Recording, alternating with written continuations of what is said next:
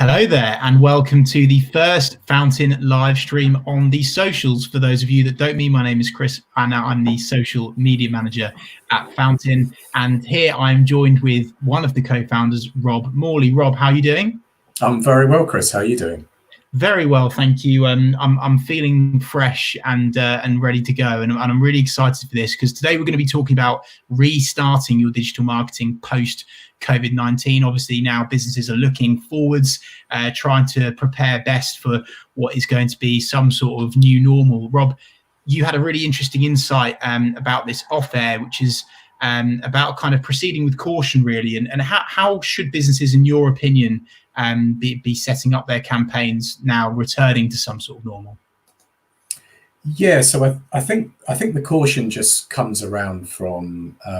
First of all, I think as we answer this, we're going to talk in generality because there's all sorts of different types of business in different sectors. And if you take, say, really complex businesses like large corporates that can have sort of multiple products or service offerings in multiple locations, it can get a little bit complicated. So I think when you have that sort of complexity, or whether you do, whether you don't, one of the things you've got to do is sit down. And I think first of all, before you get into your marketing, you've got to look at your sector, and you've got to do what's called kind of second and third order analysis or thinking.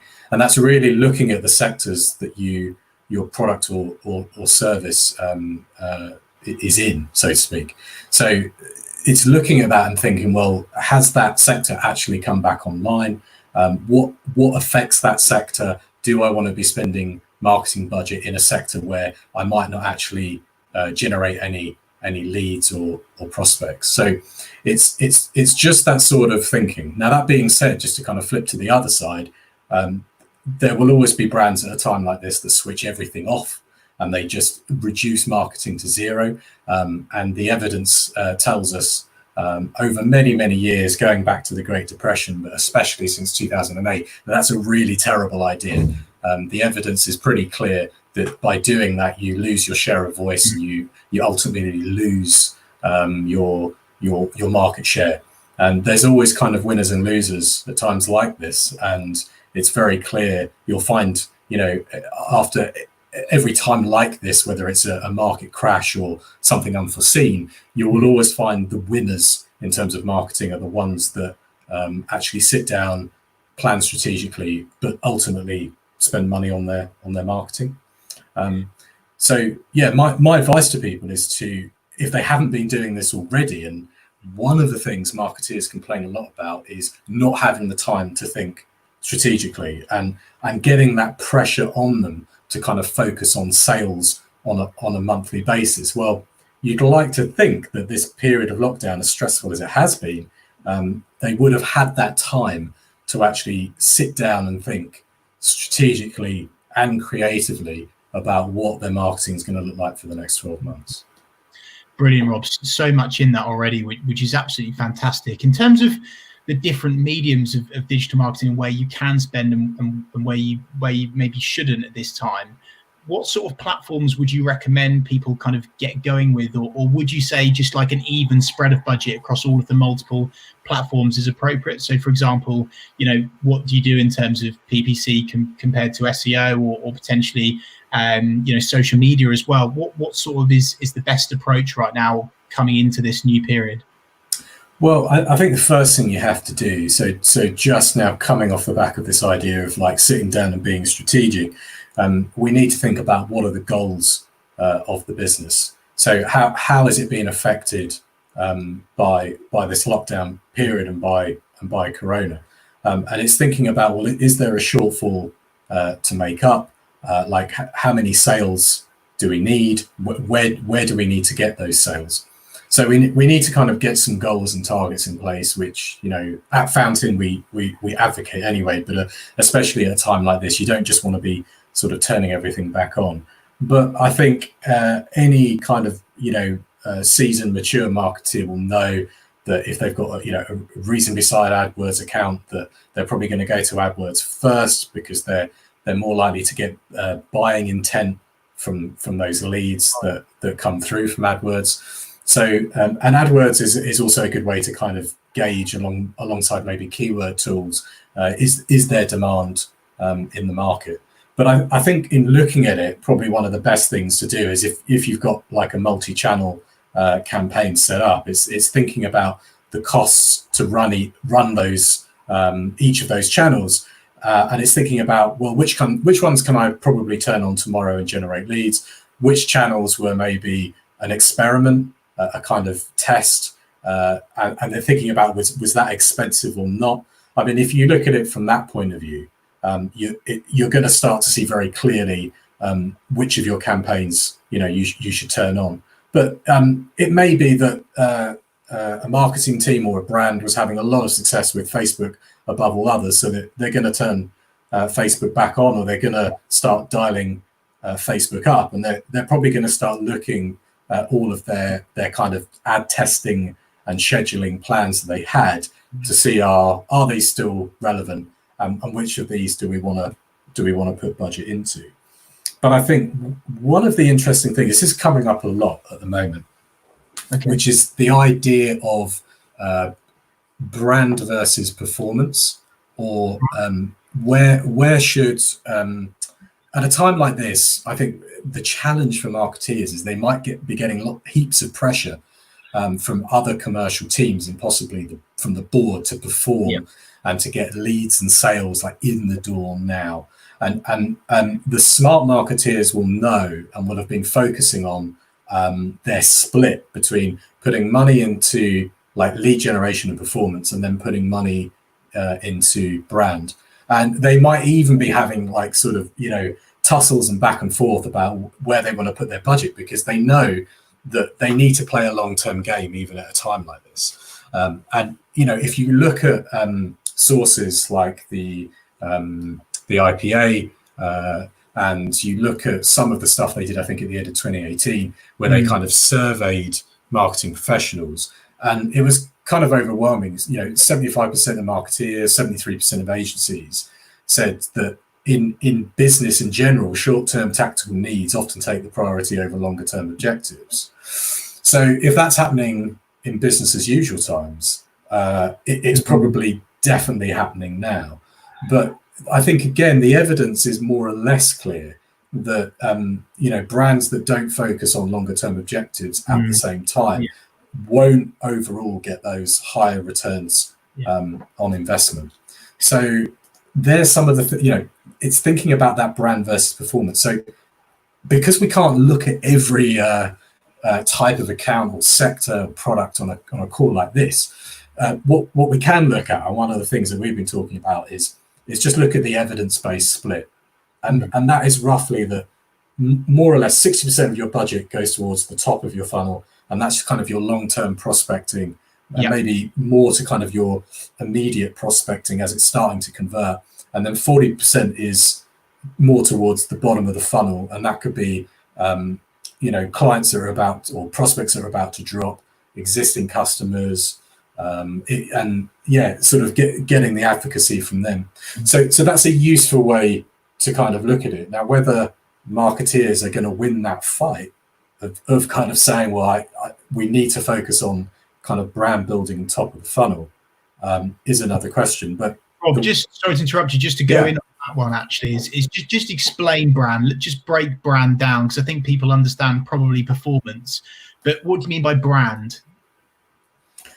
So when we're talking about brand in the context of digital marketing, so we're basically talking about, it's using channels like display advertising or remarketing and potentially email, and it's getting say someone who's never heard of you, it's getting your brand and your proposition in front of them.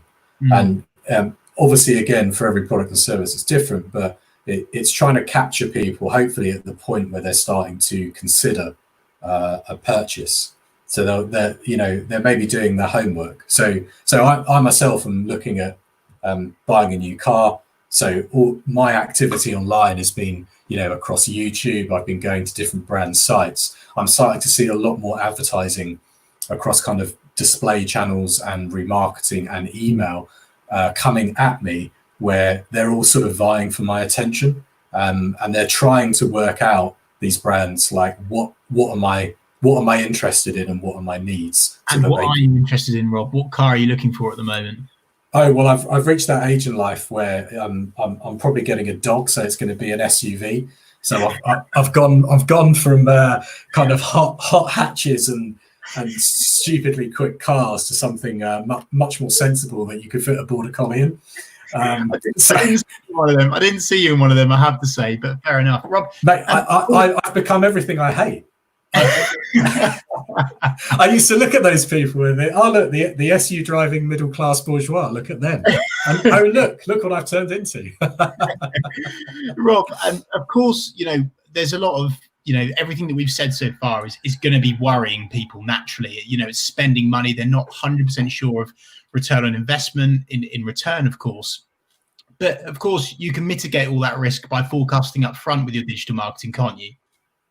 Yeah, it comes back to what we talked about kind of earlier of take the time and space to sit down and have a, like, try and remove as much kind of pressure from outside colleagues, departments, boards, and sit down and first of all just look at your data. So look at your historical data and then think about the goals, think about what's being asked of you in the context of where the business needs to be. So a big part of that, and the reason that we sort of heavily advocate and implement forecasting, is it's really the best way to kind of mitigate the risk and to basically say, right, if we turn these channels on, whether we've got data that tells us their performance or not, but if we turn these channels on, like what is going to happen? And the point of forecasting, I mean, you could argue there's kind of two layers to it. There's that initial kind of viability piece. So, if a marketeer is sitting down in a panic and thinking, oh, like we're not on Instagram, we need to be on Instagram. Well, you need to think about, like, what are the cost per clicks? What's the funnel going to look like? What's the conversion points in that funnel? And what does the conversion rate need to be in order to kind of generate leads out of that funnel, cost per lead, and then ultimately a cost per acquisition, and then ultimately a lifetime value that the business wants. So you can map all that in a spreadsheet.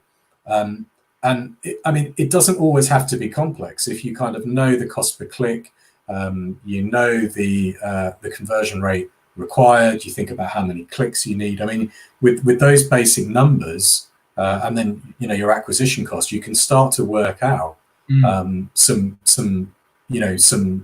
3 or 4 numbers within a kind of marketing funnel that are intertwined, right? And they kind of work together. So just to give a quick example, so it's really clear. Sure. So if you send 100 people to a landing page for product A, and each one of those 100 people it's been £1 a click, so you've spent £100. So if that landing page converts 2%, then basically you've generated 2 leads at £50 a lead. Now, if your absolute cost per lead limit is £25, then you've got a problem. So it's looking at that early stage kind of viability.